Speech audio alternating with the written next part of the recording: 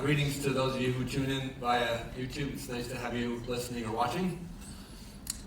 Again, a delight for me to be able to be here with those of you who are in person and anybody who may be live streaming from a closed circuit around the campus.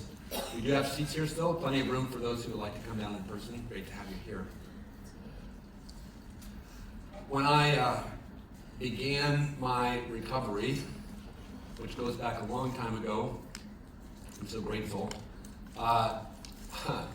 I just shipwrecked on the shores of the 12-step movement, and I was not terribly aware. But then I started waking up, and I remember one of my wake-ups was, oh no, I've joined a voodoo religious cult, and I identified as an atheist at the time. But another one of the things, I was an academic in my young life, and then I left that, and then I became academically engaged again in my sobriety. But I remember at one point starting to think about the word recovery. And the word nerd in me was like, what are we re-ing to? You know, like it suggests a going back. And I remember hearing people also, in Alcoholics Anonymous in particular, taking objection with the second of AA's 12 steps, which suggests a restoration to sanity. And the objection that many of the AAs took is, I don't know if I've ever been sane at all. So, yeah, it's sort of funny, but not. In any case, today's message helps me flesh out what, after all of this time, I think is the of the recovery thing. And it's a word that has controversy in various circles, and then is also just completely casually accepted by people without thoughtful examination. Interestingly, even in some of the same circles where there's been heated debate. The word is soul. And I'm going to argue that there is a soul retrieval thing that occurs in the phenomenon of addiction recovery. And I think it's a powerful way of thinking about one of the things I'm so grateful for is the focus that happens by being a person who speaks at this place for these purposes, is that these topics, which are so huge, get to be narrowed in relation to the phenomenon of addictive disorders. And so, you know, like, is there or isn't there a soul? It's not really our issue. Maybe what do I mean by a soul and it's being retrieved is an issue in the phenomenon of addiction. So I'll try and keep it tight on that and allow all of us to think, oh, maybe someday I'll reflect more deeply on the existence questions and all of that sort of stuff. Because I think there is a common sense meaning which is sufficient to continue the conversation. So one of the things that happened, I have these series of topics, and my topic for this week is recovery of soul. And I don't mean soul music, but it's in my head to say that. And I love soul music, and I remember when I was studying music, one of my teachers talked about one of the fellow students talking about how he played soulfully, and I was like, what does that mean? But I sort of knew what he meant. Anyway, get back on your outline, Jack. So, early this week, I heard somebody make reference to a lost soul. And this is common parlance. We talk about people, and we look at them, and we examine their circumstance, and they may be in our families or whatever. We're like, oh, that person's just a lost soul. So see, it means something to us. And then the word nerd started scratching again. What does it really mean? And I had this observation that lost, for me as a young boy pre-GPS, meant I didn't know where I was, right? The fact I've been driving or I've been traveling or whatever, and all of a sudden I'm like, whoa, where are we? And the phenomenon of that kind of lostness is one where the person who is lost has the awareness of their being lost, and there can be even a sense of panic, but certainly there's a sense of disorientation. Like, where in the world are we? I clean that up. But the lost soul phenomenon, I think, is interestingly kind of different, because sometimes the lost soul is well-nigh clueless to their being in this state, and think they are either largely fine or may be attuned to there being certain problems, but it's the people who would surround that person with love who feel that that person has reached this condition where So I'm looking at someone in my family and thinking, oh, they're a lost soul, meaning that I feel that they have been lost to us, right? And I think that gets us back onto Magic Mountain, because sadly, I do think that the people who suffer from addiction, the number of times I've had people tell me that they self-referred is fairly significant, but it's still a small percentage. But a lot of times I still think, yeah, I have this residual skepticism, because I think there are external forces that often slap the addict into awareness. And at the same time, I will say, some part of the person who is addicted has an inner knowing. I think so. I think I did. I think I knew my whole life, really, that I was trapped, that I was not like other people, and that these behaviors and the substances attached to them owned me in a way that was shameful and private, but undeniable. So, where this took me in my reflection was the word chasm. And I think that there is this chasm between the addicted person and the community that would hold that person in love. The person who just did the opening song made tribute to their family, how much their love has persisted across the chasm, right? And so this is like the family screaming, "We still love you!" And the person on the other side maybe being like, yeah, or, "I don't know how to get home," right? That's the better, it would be lovely if the person would say, "Thank you, it's helpful for me to hear that, but I don't know how to get across this gap." And then the project of recovery is to bring the roads back together and to sustain the harmony indefinitely, one day at a time. So I think that's an amazingly helpful image, I find, and not terribly complex. And I sort of would say that, to me, that's somewhat of the heart of the message. And since I'm complaining, so I should just shut up, because that will make more room for music and sharing. But I'm not going to. So, because one of the things I want to take a nod to, today is an interesting Sunday for me. I've had the privilege of presiding at the Caron Chapel service for many years now. Walked through my topic series many cycles. And one of the ways I prepare for each Sunday is to attend to interfaith celebrations. Because one of the things that I forgot my stole today. What's going on? Anyway, I normally wear a stole that has the same symbols that are on this fabric, and they represent major world traditions, wisdom traditions. And one of the things that I have an obligation to as a chaplain, and chaplains have an obligation to ethically, I believe, everywhere, other than in very faith-specific contexts, is to be loving and welcoming to people who may not share the beliefs of a particular practitioner. So I pay attention to interfaith calendars. I've learned a lot about these languages of faith. I like to think of them that way. They're languages of faith. So it's the French, Spanish, Portuguese of God, rather than the Christian, Hindu, Jewish, Buddhist. They really are, in a certain sense, to me, like linguistic, cultural environments. And this week, so almost every week, there's hardly a week when I'm preparing readings for the chapel service that some community isn't celebrating something. So if you're an interfaith minister, you could be like, woo-woo, all year long, right? Because I'm like, oh, Hindu this week, yay! And then Jewish this week, yay! And then Christian that week, yay! And then Wiccan that week, and you might, somebody doesn't look hard, but there are festivals that just continue on and on across the year.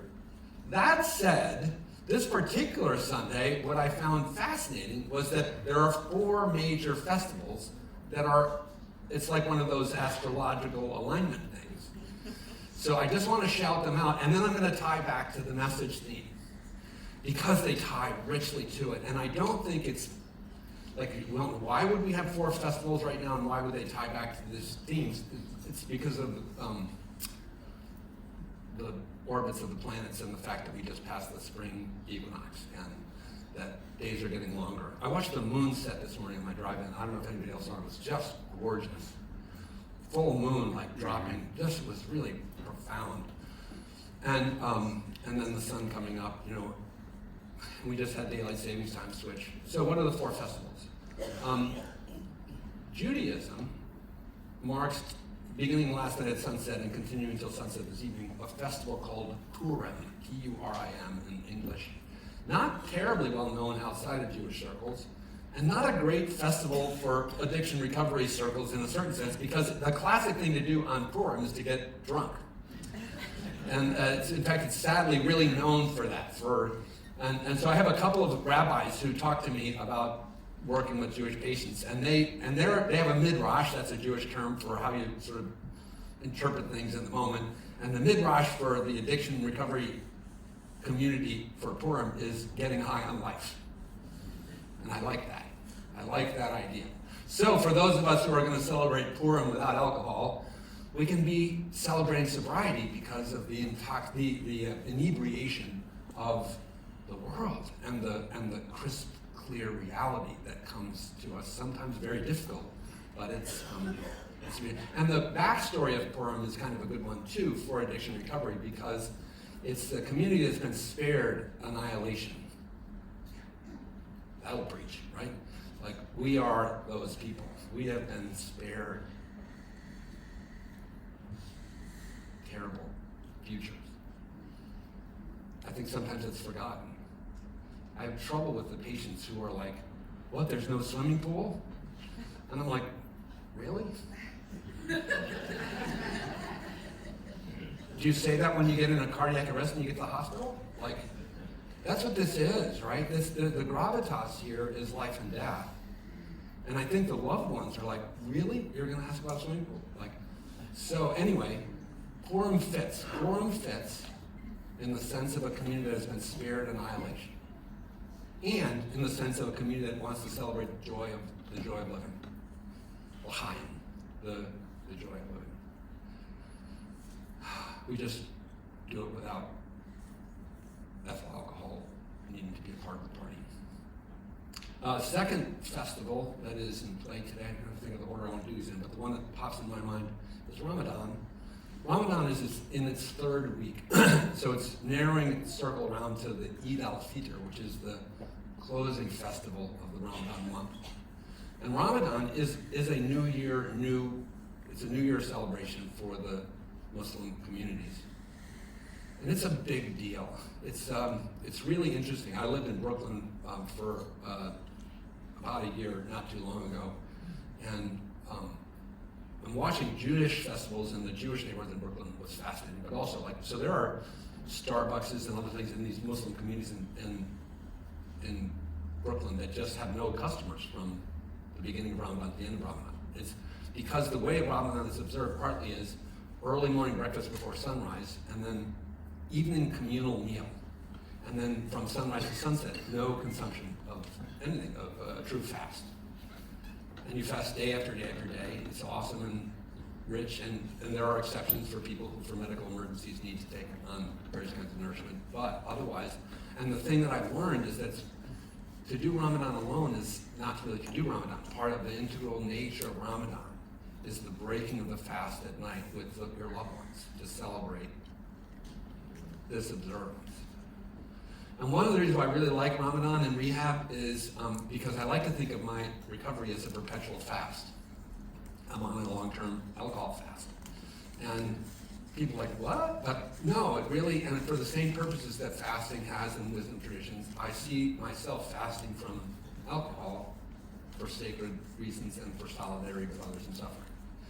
And so we can observe the meaning of Ramadan even if we're not Muslim, and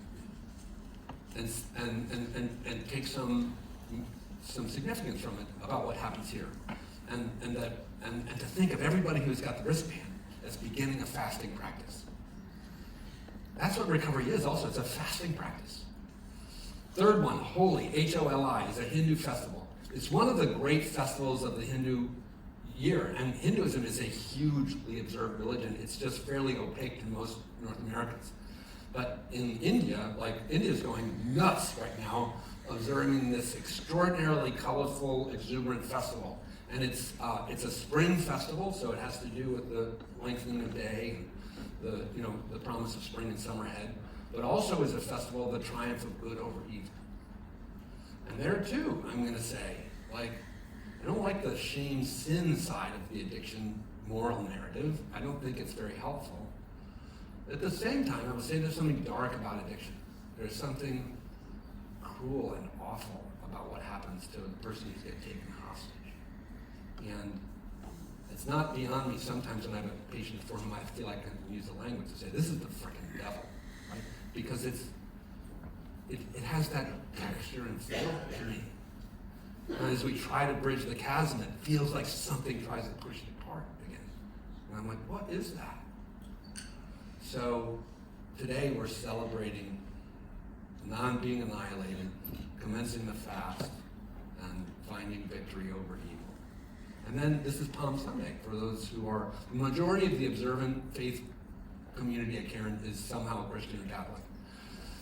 Especially Western. We have some Easterns where the calendar are slightly different. But this coming week is really important. It's called Holy Week. And then you have Thursday, Friday, Saturday, Sunday, the Triduum, and the celebration of the resurrection of Jesus Christ as the centerpiece of Christian faith. You don't have Christian faith without, a lot of people think Christmas is the big deal, but Easter is the big deal. It's the thing without which Christianity would not exist. And Palm Sunday is a paradoxical one. It's like, yay, yay, Jesus is coming to Jerusalem, except we haven't killed him yet. So it's kind of a weird thing. And the liturgical scholars have suggested that we pair Palm and Passion so that today a person who's preaching on those in that lane would talk about the suffering death of Christ and not merely the triumphal entry, because otherwise you do, yeah, he's coming in, and then people only go to Easter and don't do the Thursday, Friday, Saturday. It's like, what? Because you missed the horrible middle. So,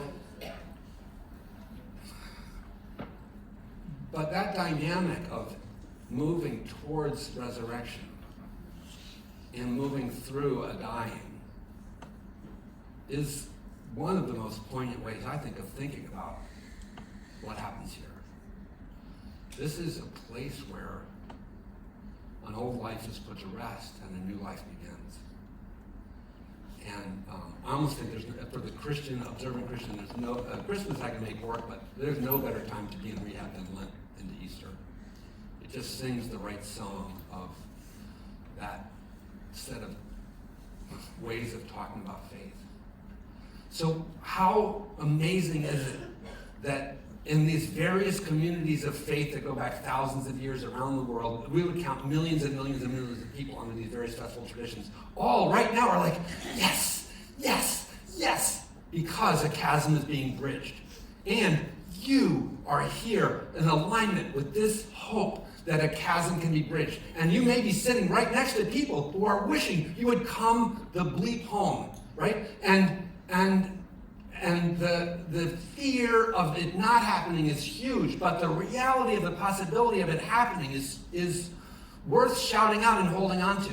I talked about this last week. Don't talk yourself out of the possibility of this happening. Lean into the hope and the vision of the future of a recovered life, of a family existence that creates harmony and lives of good purpose and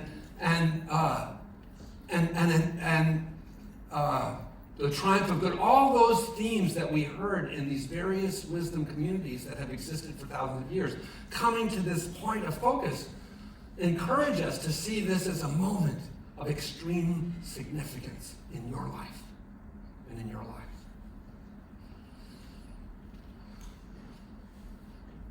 The lost shall be found. The broken shall be restored. The captive set free. The sick healed. The blind given sight. Those who are unable to hear find themselves hearing. Those are the themes of the transformation in the Christian traditions that identified the work of the saving work of the God of that community's understanding. Well, denial is blindness. It transforms here. We know this is a disease. It begins to get well.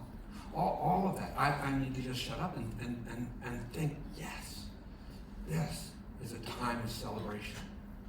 If you came with a,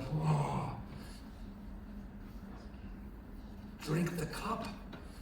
Hear the trumpet sound. I'll pull the shofar out, and I can't blow it. Ah! That's my closest imitation of a call. There is a call to healing and restoration here. And all that is required in any given moment is the yes. It's very hard sometimes. What do you mean sober living? No! What about yes? What about yes? Take the invitation out of death into life. Take the invitation out of the lostness to homecoming. Take the invitation to new beginnings. That's where we're about. Thank you so much.